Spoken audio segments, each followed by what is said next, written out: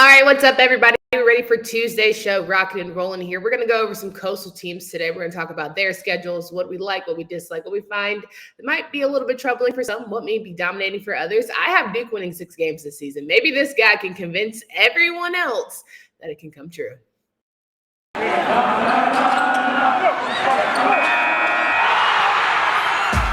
Locked On ACC, your daily podcast on the Atlantic Coast Conference. Part of the Locked On Podcast Network, your team every day.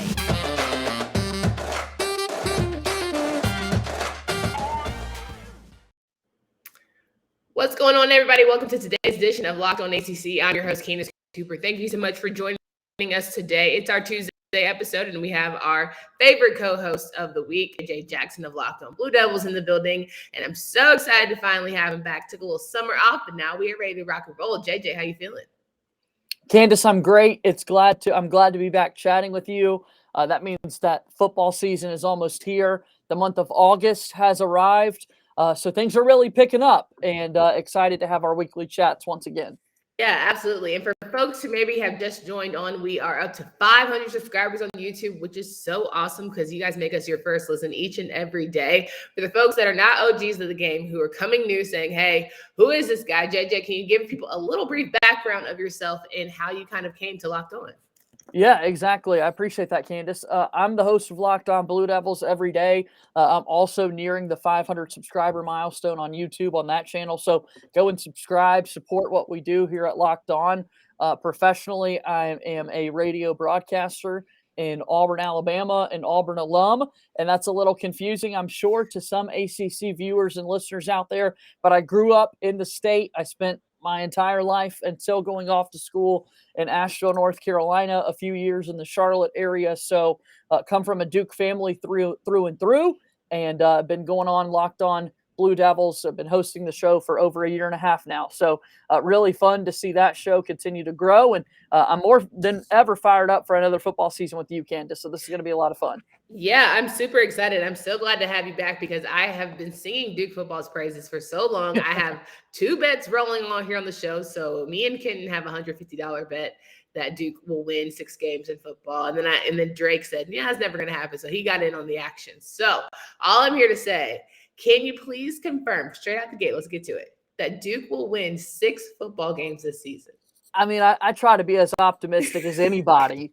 And actually, it's funny you bring this up. On yesterday's show, I did a full Duke football schedule overview with my buddy Josh Cox of Duke Football Talk Section 17 podcast, kind of looking at year 1 for Mike Elko. And while there are certainly winnable non-conference games to start the year, it's a tough ACC league that Duke's going to have to go up against. I like what they've got at the quarterback spot. They need to make a decision, and whether it's going to be Riley Leonard or Jordan Moore. You could talk me into 6 games, but if I were to do this on my own without any Candace Cooper influence, I don't know that I would jump to 6 right out of the gates. Oh, okay. Well, it's fine. I'm going to roll through the list. I'm going to make sure people understand why I feel like 6 games can do it. So they're starting at the gate with Temple, which not for nothing. Temple is a very good school. I saw them play Carolina in a bowl game. Like, I think they have the stuff, but energy of 7:30 p.m. You're playing at home. And I just think, why not Duke? That's the first game where people are going to say, is Elko the real deal or not? So if anything, it's probably when the fan base is going to be high. You lose this game handily, the people are going to be like, oh, well, this is Duke of old. Nothing's changed. Da, da, da.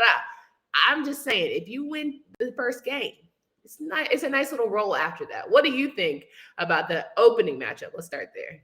Yeah, no, I definitely think that Duke should have a good chance against Temple. The teams have met once before in the 2018 Independence Bowl in Shreveport, Louisiana. That was the only time that these 2 schools have ever met on the gridiron, and Duke won that game pretty handily. Daniel Jones was the quarterback, played really, really well for Duke in his final college game for the Blue Devils before being drafted by the New York Giants. So I think that when you look at this matchup in particular, I think Duke should be favored in this one.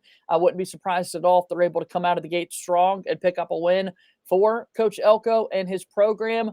Then they've got a couple of non-conference games in a row. They're 4 straight non-conference games, Candace. So that's really where we're going to learn a lot about what this Duke football team is capable of. And it's funny you mentioned that. I love when you bring up Daniel Jones because as a New York Giants fan, I'm always like, is this going to be the year? It could be. New coaches, bald-headed coaches always seem to bring good energy. So shout out to the home team, New York Giants. Just had to put that aside. But you said 4 games out the gate, non-conference. You got Temple, then Northwestern, then North Carolina A&T. Shout out to the Aggies. Then you got Kansas. You can start out the season 4-0, and then we all know how things go, especially in the triangle. It's Duke is here. Let's pay attention. Everyone stop the presses. Duke is really good at football. 4-0, I'm convinced that you can find 2 more out of this schedule. I think it's possible. I think the 2 that you would find out of the schedule would be right out of the gates in league play. Duke takes on Georgia Tech early in their schedule, and Virginia. Both of those teams are kind of in tricky situations. You've got Tony Elliott taking over the Virginia Cavaliers, and we'll talk about them a little bit later in today's show. But then Duke playing Georgia Tech. They lost by 4 last year in Durham. Jeff Collins has one of the hottest seats in America when it comes to coaches in the biz. He's really got to be able to perform well this year for Georgia Tech. So I wouldn't be surprised at all if those were the 2 wins that Duke could get out of the ACC. And you mentioned positive momentum. If you're winning games, you feel better going into next week's competition, and that could help Duke out in some of these toss-up ACC games. Yeah, and I also think just from the energy of Media Day, you can tell it's different than when it was during the last couple of years of Cutcliffe. Of course, everyone says the nice, fancy things that they're supposed to say, but you could just tell that these guys are enjoying the new coach, the new vibe, what he's bringing from a football mind, and all of those good things. So you said Georgia Tech and Virginia, but honestly, if you look at the Coastal, I don't know how you can't throw in North Carolina, how you can't throw in Miami with a new coach, how you can't throw in Virginia Tech with Coach Pry. All of those things, all those variables. And if you get caught sleeping on a bad day, Pittsburgh or Boston College or Wake Forest, you just never know. So I'm never going to throw Duke completely under the bus because they've always had talent. It's not like for lack of talent. It's not like they don't get guys to the league. It's just been, to me, a culture change that started to decline. You could tell a coach who was just a little bit past his go, and he needed an opportunity. There needed to be a fresh approach to football and the football program. Now that you have Elko here, it's hard for me to be like, oh, yeah, well, just count them out. He's going to have a rough shake. I really think that with Riley Leonard at the helm and then defensively being led by Shaka Hayward and Dwayne Carter, Duke's going to be better than people think. They will, and I'm excited for the season to get here because it's one thing to talk about a coaching change. It's one thing to talk about spring ball and the energy in the building and the energy at an event like ACC Kickoff. It's an entirely different thing to be there on a Saturday in a stadium and scoring more points than your opposition. So let's play some Duke football. Let's find out for a fact what this Elko era is going to look like. And the fact that we're in the month of August means we're getting really close to that first game. So I'm excited. Yeah, 1,000% agree. So we're going to shift gears, talk about a few more teams that JJ Jackson covers here on our show throughout the season. We're looking only at coastal teams for today. If you missed Monday's show, you missed Kenton Gibbs going over his Atlantic Division teams. So we're trying to give that healthy balance. And then next week, we will certainly flip-flop. But as you gear up for fall, you need the right people on your team to help your small business fire on all cylinders. LinkedIn Jobs is here to make it easier to find the people you want to talk for faster and for free.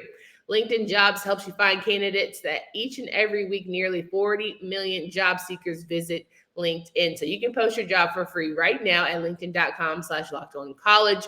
Terms and conditions do apply. So I'm rocking and rolling here with JJ Jackson of Locked On Blue Devils. I got my AJs and my JJs. Everybody's back together. I'm super excited about it. We're going into the fall season where football is king. Not only does JJ cover Duke here on our show, but he's also giving his time and talents to our UNC, his crosstown rival there, which I think is going to be excellent. And to me, this is probably the more, I don't know how it's going to go team out of the Triangle schools when you're talking about North Carolina Tar Heels. What are your initial reactions going into the season for this squad? Well, you just talk quarterbacks always. I mean, that's got to be the big question when you take a look at a school like North Carolina. They've had a lot of positive recruiting momentum from Mack Brown. Mack is certainly back, and North Carolina is doing really well in terms of landing high-profile recruits in Coach Brown's tenure. Now, the big question is, can you make those recruits turn into something special on the field to help you go out and win football games. The other big thing, the unknown, so to speak, for North Carolina football going into the year is what does their quarterback play look like? Sam Howell is no longer here. He's gone off to the NFL. A little bit easier for whoever the quarterback may be for the Tar Heels, that you've got Josh Downs out there on the outside that you feel comfortable throwing the ball down deep to. But that's the big thing, Candace. Who's going to be the quarterback? Is it Drake May? Is it somebody else? I mean, we got to figure out who that quarterback is for North Carolina before you really start to gauge what this football team can do. 1,000%. I also think one of the bigger issues for North Carolina is that offensive line, because it doesn't matter who is behind leading the team. Well, in certain regards, I think that's so important. If you can't protect them, it won't really be worth the damn. So they have three opportunities out the gate. They play FAMU. They play App State, which is not a gimme, but here we are. They play Georgia State, which too is not a gimme, but here we are. Then on September 24th, they get to play Notre Dame, which to me is going to be the big gut check, the first real gut check for the Tar Heels. Then after that, it could just go downhill pretty quickly, facing Virginia Tech, Miami, Duke, Pittsburgh. Then you got Virginia, Wake Forest, Georgia Tech, and NC State. So all of people you have friendly rivalries between, right? All schools you've played before and all of that good jazz. But do you even feel like it's going to be competitive for UNC this year? Because, yes, you have the pieces in Josh Downs. You have Rava Hassig and the guys and Cedric Gray in defense. But, I mean, is Storm Duck actually going to be a defensive weapon this season? Are you going to see Tony Grimes make a leap? I don't know. It remains to be seen. I'm not an optimistic Carolina person. Well, you've got obviously a brand new coaching staff in a lot of ways. You've got Gene Chizik back in college football, who I certainly adore and have had many conversations with Coach Chizik over the years, obviously with my ties to Auburn. As I mentioned, he was the head coach on the national championship winning team, mainly due to Cam Newton, which we're okay with saying, but Coach Chizik knows how to coach up the defense. So he's back there in Chapel Hill. The offensive line is a big question mark for this North Carolina team. Their offensive line coach, Stacey Searles, left to go be the offensive line coach at Georgia, who's coming off a national championship. So there's also some changes within that coaching staff. So Mack Brown has got to continue to have a great vision for North Carolina football. And then, as we've talked about a good bit, making sure the guys go out there on the floor and perform.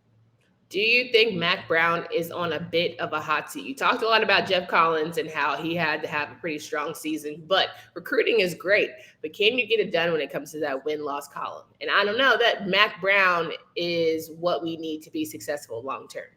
Yeah, I mean, long-term is certainly a question because the age becomes a factor at some point when you're talking about somebody with Mack Brown. But I don't know that you want to jump to the hot seat just yet for that coach, because I just often play the game of, okay, well, if it's not Mack Brown, then who? Mack Brown is a winner. There are only a handful of coaches who can say, I actively won a national championship in the sport that we call college football. And Mack Brown is one of those guys. He knows the recipe. The game is changing, obviously, and there's a level of adaptation that has to come with it. But knowing that what he's capable and knowing the way he's been able to recruit, the staff he's been able to put together, I don't know that I would be saying he's on the hot seat just yet, Candace. I really don't. I think that if you have a good year without Bateman was clearly the bait. He was the problem. He was the issue. He was like, you got rid of him and now we're good to go. We all knew all along what it was, blah, blah, blah. We addressed it. If you don't have a good season after taking away Bateman, who everyone told you to do years back, then I'm starting to say, okay, well, what's the real problem? And that's, for me, where the seat's a little bit warmer. But at the same time, you're not going to find a coach that understands the brand that is North Carolina right now, and especially in the age where NIL is everything. You need someone who's going to be able to have very honest conversations with these young men, right? Like beyond just, oh, we're going to give you all the playing in the world, all the money in the world. Like, I think you need to have someone to say you got to earn it, or you're not there yet to where you can just be talking junk to because you got it, right? So that's the only reason why I keep around. But I'm not saying it's not lukewarm, but it's a little sizzle. There's a little sizzle there. Not gonna hold you. Well, Coach Chizik is the coach to have exactly that mindset. Coach Chizik is not a, rainbows and butterflies type of guy, right? Like, you have got to earn it. You've got to earn respect, and you've got to put work in. Like, you've got to have an amazing work ethic to play for him and to play on his defense. So that would give me plenty of confidence for North Carolina going into the year. And I think there's good reason to be optimistic about what they might be able to do. I don't know. Maybe I'm just so negative. You're so bright, JJ. You're really Well, good at you're making the me one. positive. You're the one that's bright on my Duke Blue Devils, and See? here I am trying to be bright on your Tar Heels. So Yeah. we've just swapped roles for the day. 1,003%. I really hope that Gina's the guy. Maybe it's just been so quiet over there. Last year, it was everything. Sam Howell, Heisman, da da da da. Now you're just like, okay, Josh Downs is good, cool, but it's not really flashy in the same way. So I'm like, okay, well, what? Maybe y'all are cooking something up, and y'all just don't know what about it. But I'm gonna trust that things will come to pass. But if you guys haven't tried Built Bar Puffs yet, you are depriving yourself of one of the life's greatest joys. And guess what? There's a new flavor. Ready? Delicious, indulgent cookie dough covered in chocolate. That's right. Built has done it yet again. All the joys of eating cookie dough without the hassle of making it. Plus, it's healthy for you. Cookie dough chunk puffs are only 160 calories, and they are a whopping 15 grams of protein in each of them. Run to Built.com to snag a box for you and the family. It will be the perfect treat, or you can find a really good hiding place for you to have it just for a little late night snack, should you choose. Again, go to Built.com, use promo code LOCK15 to get 15% off your order using promo code LOCKED15. Talking with JJ Jackson here, rounding out the Coastal Troop. We have a nice trio that JJ covers on our show each and every Tuesday. He is going to be covering, last but not least, the Virginia Cavaliers, who are going into this year with a new head coach in Tony Elliott. He comes from a national championship pedigree. He understands what it takes to get at that level. He's got a great quarterback that you mentioned many times on the show. Brennan Armstrong is certainly a guy that can lead the Cavs to be great. Keaton Thompson, great weapon. He can do damn near anything. You got Nick Jordan, Dontavion Wicks in that defense. Maybe Virginia is a sleeper team. As much as I'm talking about Duke here, maybe the Cavs are the ones that we have to watch out for. What are your thoughts? It's certainly possible. I think when you talk about the quarterback play, Brennan Armstrong is back. And anytime you see a coaching change take place, you worry about, are your players going to then leave as well? Yeah. And Brennan Armstrong remained loyal to the Cavaliers. He remained loyal to the city of Charlottesville and the University of Virginia. And he's going to play once again this season for new head coach Tony Elliott. Coming over from Clemson as their offensive coordinator, he knows a little thing or two about scoring points. I would imagine that he is absolutely jazzed about what Armstrong is capable of on the offensive side of the football. So I would be excited for that reason alone about what Virginia can do. Now, they certainly need to take a step forward from the way things sort of ended there with Bronco Mendenhall and him ultimately stepping away from the job there. But when you look at this Virginia team, Candace, I wouldn't be surprised at all if they're picking up some big wins throughout the year. Absolutely. They start their season off against Richmond, and then they travel to Illinois, followed by Old Dominion, and you have Syracuse and Duke. So if you stop and pause there, to me, those are 5 winnable games, right? All very winnable for Virginia. You start out 5-0. Now you're the king of the Coastal. Everyone loves you. Of course, he needed to get away from Dabo to be Shine, all the good things. Do you feel like Virginia can start out 5-0 and have a strong showing out the gate? Yeah, I mean, that's what it's going to take for all these teams that we've talked about today is, can you get off to a good start to begin the season? Because that sets you up for the latter portion of the year. That gives you confidence going into some of the more challenging games through the back half of your schedule. Virginia is going to have a showdown with Virginia Tech this year, for example. So can you play well in those first few games to feel good about yourself going into the back half of your schedule? And that's certainly something I think Virginia should feel good about, is their ability to get off to a strong start. You just mentioned the games there, and knowing that you've got experience at quarterback. It's one thing for a school like Duke, who you might be high on, to start the year with 4 straight non-conference games. But what we don't know about Duke is the quarterback position. You're going with very little experienced guys in either Riley Leonard or Jordan Moore. That is not the case whatsoever, any way you look at it, on Brennan Armstrong. You know what you've got in that quarterback, and that should give you reason enough to be a little confident going into those first few weeks of the season. Absolutely. And then on the back half for Virginia, they have Louisville, Georgia Tech, Miami, North Carolina, Pittsburgh, Coastal Carolina and Virginia Tech, the big Hokie versus Cavs rivalry, which of course Coach Elliott has come to know full well. As long as you beat Virginia Tech, you have a job at the end of the day. For sometimes all intents and purposes, you could have a crappy season, but if you beat the rival, you live to see another day. And so to me, I think it's going to be strong for him to have really good games, even if it's hard-fought losses to teams in the Coastal, but for just how we can see some progress. I feel like last year, the Cavs weren't in it for many reasons, but now that you have someone with fresh eyes and really helping certain guys hone in on certain position levels, like Keaton Thompson being a receiver, for example, you're going to put yourself in a great position to be successful when it's all said and done. Can't wait for the year. I mean, you look at what this team's able to do, and all these teams really, now that we've talked about what the season could look like, I'm just ready to play football at this point. Just like, let's get to the games and let's see what all these teams can accomplish. Two of them that we've talked about today have a new head coach, which is fun for their eras and their programs to officially get started and get underway. So let's see what it looks like this year. No doubt. Do you have a Coastal favorite, or are you pretty much just trying to see how it fleshes itself out? The latter, certainly. As we get closer, I will feel more confident in making a selection. But Okay. Coastal Chaos is a real thing. It changes every year, it feels like, at this point. So give me another week or two, and I'll really start to iron some things out. Every day it switches for me. Every day it switches for me at this point. There's nothing wrong with that. Have you picked a team to win the whole kit and caboodle, though? They don't have to be Coastal. Yeah, no, I think Clemson bounces back this year. I still think Clemson's going to be the cream of the crop in the ACC, so I feel pretty good about their chances. Yeah, do you think DJ's going to have the year that he was hoping to have last year? No doubt. I think that obviously he's going to be ready to rock and roll this year. Looked pretty fly at ACC kickoff in Charlotte. I know you were there for that. And if he can't get it rolling, Clay Kovnick is a really good freshman quarterback coming into the mix. So, and that defense is truly special that Clemson's got this season. So I think that reason alone, despite the fact they lost both their coordinators, I think Clemson's going to be just fine this year. Interesting pick, because I'm over here saying NC State's going to win the whole thing because they're just due for something nice, right? After a while, you just hope that things start to align, and then 17 returners, for God's sake, like, let's just give them one thing. No, it would be. I mean, look, they deserve some nice things every now and again. They haven't won a championship in anything relevant in quite some time. So maybe, just maybe, NC State can get a hold of something. No doubt. JJ, it's always a pleasure to have you here on the show. Can you please remind folks of where they can find you, follow your work?